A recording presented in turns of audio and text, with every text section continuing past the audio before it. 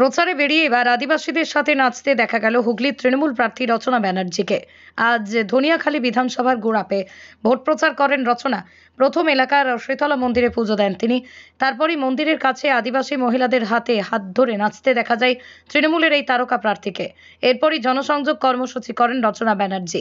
প্রতিদিনের প্রচারে নতুন নতুন অভিজ্ঞতা হচ্ছে বলেই জানান তিনি। মানুষের এত ভালোবাসা, এত সমর্থনে আপ্লুত রচনা ব্যানার্জি। দারুণ লাগলো, আরো একটা ভালো অনুভূতি। প্রত্যেক দিন দারুণ দারুণ অভিজ্ঞতা হচ্ছে এবং সকলের সাথে মিলেমিশে আছি, খুব ভালো লাগছে।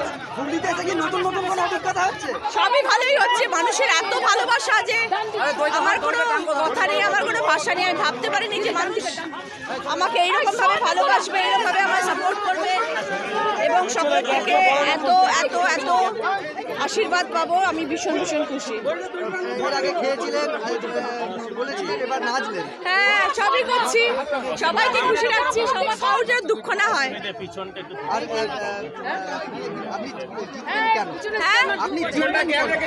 আমি জিতবো কেন সেটা মানুষ বলতে পারবে না, আমি বলতে পারবো না।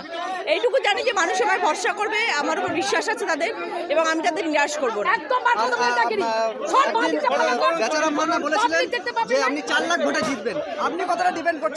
আমি সেটা বলতে পারবো না, কিন্তু ব্যাস ঠাকুর ভগবান যা চাইবেন সেটা হবে। আর আমার ভালোবাসা সব ফ্যান্স মানুষ, জনতা মানুষ, তাদের গণতান্ত্রিক অধিকার ভোট দেওয়া, জনসাধারণ যেটা চাইবেন সেটাই হবে। আমি কলাক কয় হাজার আমি সব জানি না, মানুষ যাকে ভালো মনে করবে তাকে ভোট দেবে।